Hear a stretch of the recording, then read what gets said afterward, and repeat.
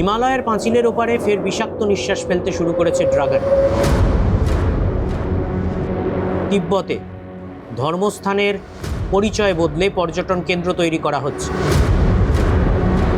আর সেই পর্যটন কেন্দ্রগুলোর পরিকাঠামো এমনভাবে তৈরি করা হচ্ছে যাতে সেগুলো সামরিক সংঘাতের পরিস্থিতিতে সামরিক ঘাঁটি হিসেবে ব্যবহার করা যেতে পারে। দ্রুত প্রকৃত নিয়ন্ত্রণ রেখায় বিপুল সংখ্যক সেনাকে নিয়ে আসা যায়, সামরিক অস্ত্র সম্ভার নিয়ে আসা যায়, এমন পরিকাঠামো, এমন রাস্তা তৈরি করছে চীন। এবং উপগ্রহ চিত্রে চীনের সমস্ত কর্মকাণ্ড ধরা পড়েছে। সেই উপগ্রহ চিত্র সহ আজকে চীনের প্রস্তুতি নিয়ে আলোচনা করব আমরা।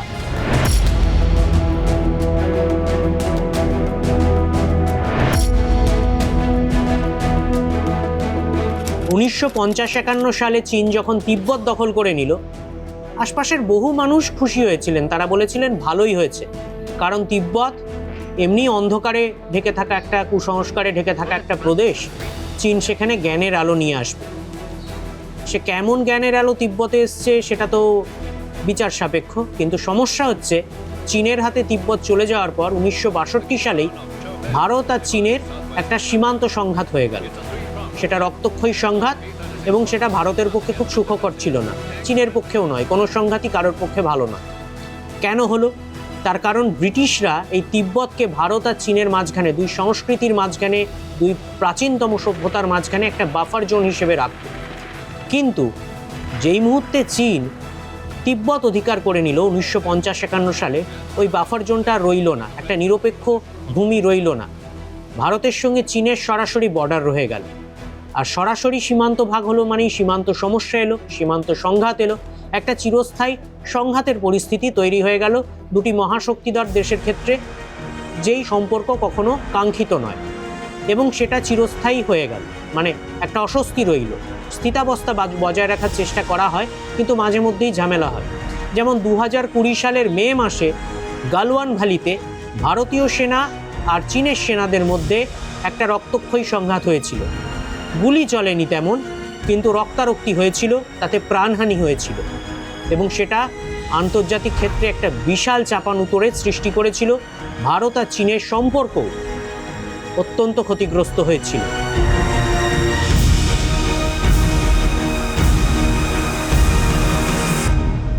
গালওয়ান সংঘর্ষের পর দুদেশের কূটনীতি অনেকটাই এগিয়েছে, মানে ধাপে ধাপে চেষ্টা করে করে একাধিক কমান্ডার পর্যায়ের বৈঠকের পর দুদেশের যে প্রকৃত নিয়ন্ত্রণ রেখার দুপাশে দুদেশের যে অবস্থান আছে তা নিয়ে মীমাংসায় পৌঁছানো গেছে।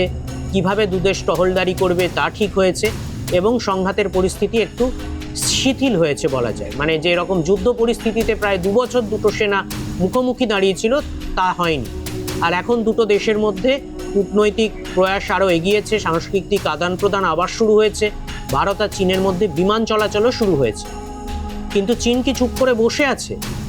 না, উপগ্রহ থেকে পাওয়া ছবিগুলো বলছে চীন চুপ করে বসে নেই, বরং গালওয়ানের পর, গালওয়ান থেকে শিক্ষা নিয়ে চীন তিব্বতে নিজেদের দখলে থাকা, ভৌগোলিকভাবে নিজেদের দখল করে রাখা এলাকায় দ্বিমুখী কৌশল নিয়েছে।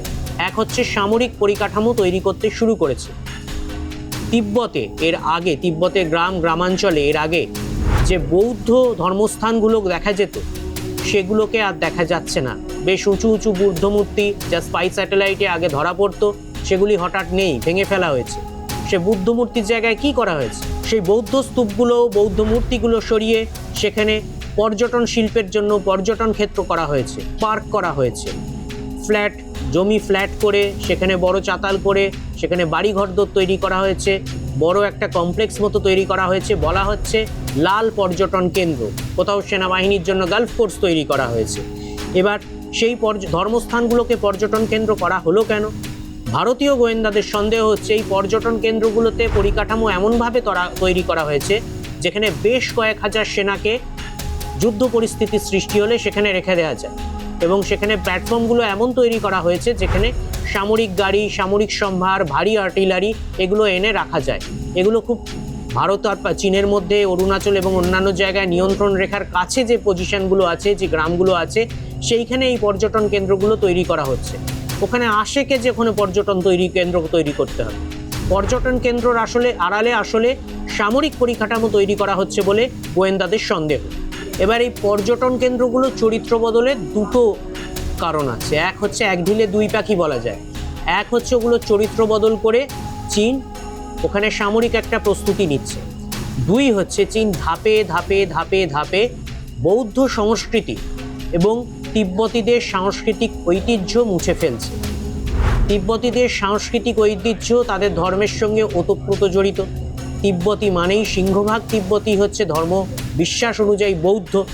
তাহলে তাহাদের ওই বৌদ্ধ ধর্মস্থানগুলো ভেঙে বৌদ্ধ ধর্মস্থানগুলো পরিবর্তন করে যখন সাংস্কৃতিক কেন্দ্রগুলোকে চেঞ্জ করে পর্যটন কেন্দ্র করা হচ্ছে, মানে বৌদ্ধ সংস্কৃতির নিদর্শনগুলো মুছে ফেলা হচ্ছে। এটা তিব্বতীদের মন থেকে তাদের সাংস্কৃতিক ঐতিহ্যকে মুছে ফেলা হচ্ছে এবং বৌদ্ধদের সংস্কৃতি যেটা সেটা মুছে ফেলা হচ্ছে। আর কি করা হচ্ছে? চীনের মূল ভূখণ্ডে চীনের মূল যে জাতিটি আছে তা হচ্ছে হান উপজাতি এবং বিভিন্ন উপজাতিকে মিলিয়ে চীন একটা বড় গণপ্রজাতান্ত্রিক চীন। তবে চাইনিজ মেনল্যান্ডে মূলত যে জাতিদের বাস সেটা হচ্ছে হান উপজাতি। সেই হান উপজাতিদের মানুষকে উৎসাহিত করা হচ্ছে, আমরা সরকার জমি দেবে, কর্মসংস্থান দেবে, তোমরা তিব্বতে এসে বাস করো। এটার মানে কি? এটার মানে খুব সহজ। আমরা পশ্চিমবঙ্গে ভোটের সময় এই কথাটা বারবার শুনেছি, জনবিন্যাস বদলে দাও।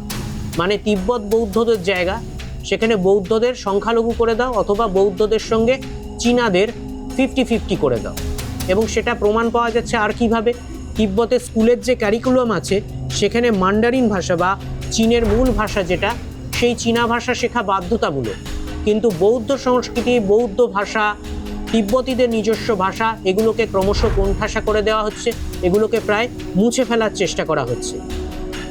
এবার এগুলোর কারণ কি? এর সঙ্গে আরেকটা জিনিস যুক্ত করতে হবে যে তিব্বত শব্দটা চীন উচ্চারণ করছে না। আন্তর্জাতিক মঞ্চে চীন তিব্বতকে জিঝাং বলে উল্লেখ করতে শুরু করেছে সব জায়গায়, রাষ্ট্রপুঞ্জ থেকে রাষ্ট্রসংঘ থেকে সব জায়গায়। চীনের অফিসিয়াল ডসিয়ারগুলোতে আগে তিব্বত কথাটাও উল্লেখ করা হতো, সেটা আর করছে না। মানে তিব্বতের আর আলাদা কোনো অস্তিত্ব চীন রাখতে চায় না। ভবিষ্যতে যদি তিব্বতে কোনোদিন গণভোটের পরিস্থিতি হয় তাহলে বলা তো যায় না তিব্বতীরা হয়তো চীনকে ছেড়ে ভারতের সঙ্গে এলেন, কারণ তিব্বতীরা স্বাধীন রাষ্ট্রের দাবিতেই অনড় রইলেন কিন্তু ভারতের পক্ষ নিলেন কোনো রকম পরিস্থিতি যদি ভারতের সঙ্গে চীনের সংঘাতের হয়। তার কারণ 1959 সালে তিব্বতীদের ধর্মগুরু দলাই লামা ভারতে চলে এসেছিলেন।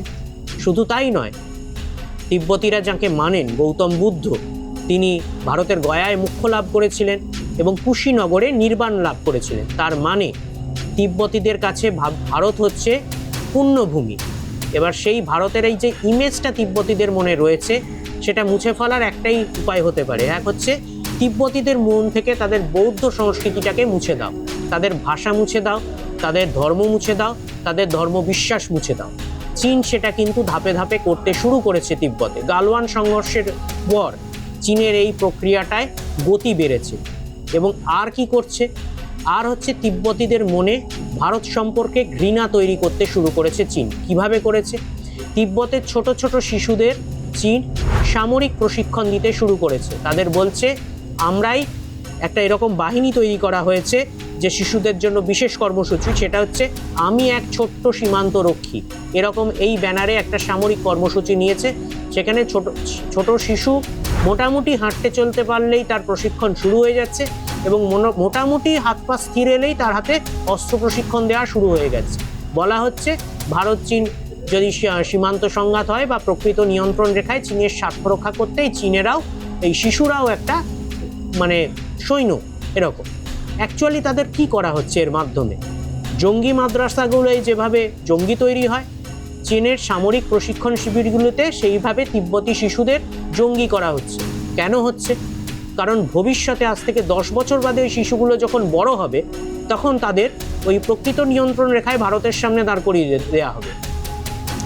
চীনের যে সেনাবাহিনীতে যে সৈন্যরা রয়েছে তারা সব মূলত হান উপজাতির সৈন্য, মানে তারা সাংস্কৃতিক দিক দিয়ে হান, তিব্বতী নয়, এবং তাদের সঙ্গে ভারতীয় সেনাদের যুঝতে অসুবিধা হয় না। কিন্তু তিব্বতীদের সঙ্গে ভারতীয় সেনাদের একটা সাংস্কৃতিক যোগাযোগ রয়েছে। ভারতীয় সেনাবাহিনীতে, ভারতীয় আধা সেনায় ইন্দো টিবেটান বর্ডার ফোর্স রয়েছে, ইন্দো টিবেটান বর্ডার পুলিশ রয়েছে। এবং তিব্বতীরা চীনা সেনাবাহিনীতে ঢোকে না, কারণ চীনা সেনাবাহিনী তাদের উপর অত্যাচার করে। অত্যাচারীর বাহিনীতে তিব্বতীরা ঢোকে না, তারা ভারতীয় ইন্ডো টিবেটান বর্ডার পুলিশে ঢোকে। এবার যদি তিব্বতী ছেলেদের ছোটবেলা থেকে মগজ ধোলাই করে সামরিক প্রশিক্ষণ দিয়ে ভারতের বিরুদ্ধে দাঁড় করিয়ে দেওয়া হয়, তার মানে কি? একটা প্রজন্মকে ভারতের শত্রু করা হচ্ছে, তার মানে তিব্বতের সঙ্গে ভারতের সাংস্কৃতিক যে যোগাযোগ সেটা ছিন্ন করে দেওয়া হচ্ছে। তারা চীনের দিকে এমনিই চলে যাবে। চীন ভৌগোলিকভাবে তিব্বতকে দখল করে রেখেছে, কিন্তু সাংস্কৃতিকভাবে দখল করতে পারেনি। এটা একটা গভীর উদ্বেগের বিষয় হতে চলেছে, কারণ তিব্বতীদের সঙ্গে সংঘাত করা ভারতীয় সেনার পক্ষে মানসিকভাবে খুব কষ্টকর। চীনা সেনাদের সঙ্গে সংঘাত করা ভারতীয়দের পক্ষে তুলনায় অনেক সহজ ছিল। আর কি সমস্যা হতে পারে? তিব্বত যদি সাংস্কৃতিক ভৌগোলিকের পাশাপাশি রাজনৈতিকের পাশাপাশি মানসিক এবং সাংস্কৃতিকভাবেও যদি তিব্বতকে চীন অধিকার করে নিতে পারে, তাহলে ভারতের পক্ষে সমস্যা। তার কারণ ভারতের অন্যতম প্রধান তিনটে নদী সিন্ধু, ব্রহ্মপুত্র এবং শতদ্রু, এই তিনটে নদী তিব্বতে সৃষ্ট হয় এবং সেখানে বাঁধ দিয়ে এবং নানাভাবে চীন ভারতের ক্ষতি করতে পারে। এবার বাঁধ নির্মাণে স্থানীয় শ্রমিক চাই। এতদিন তিব্বতীরা ভারতপন্থী, তারা ভারতের বিরুদ্ধে পদক্ষেপে পা মেলাবে না, কিন্তু তিব্বতীদের মনে যদি চীন মগজ ধোলাই করে তাদের ভারতের শত্রু করে দেয়, তাহলে এই ধরনের ইনফ্রাস্ট্রাকচারগুলো গড়ে তুলতে চীনের পক্ষে সুবিধা হবে। এবার অপারেশন সিঁদুরের পর ভারত আর পাকিস্তানের মধ্যে সিন্ধু জলবন্টন চুক্তি স্থগিত রয়েছে। এবার সিন্ধু নদে যদি উৎপত্তিস্থলে বাঁধ দিয়ে বা নদের গতিপথ ঘুরিয়ে চীন কোনো রকম অসাধু উপায় অবলম্বন করে, তাহলে পাকিস্তান আর চীন মিলে পাকিস্তানের এটা চিরদিনের আশা যে ভারতকে বেকায়দায় ফেলতে পারবে। এছাড়া ব্রহ্মপুত্র নদের গতিপথের ওপর কোনো চরিত্রগত বদল আনতে চাইলে চীন ভারতের নর্থ ইস্টে তার প্রভাব ফেলতে পারবে, ভারতের উত্তর পূর্বাঞ্চলে তার প্রভাব পড়বে। সুতরাং চীনের এই যে এখনকার পদক্ষেপ, এটা ভবিষ্যতে ভারতের জন্য গভীর দুশ্চিন্তার কারণ হতে পারে। উপগ্রহ চিত্রগুলো তাই ভারতীয় গোয়েন্দারা খুব খুঁটিয়ে দেখছেন এবং এটাকে একেবারেই হালকাভাবে নিচ্ছেন না।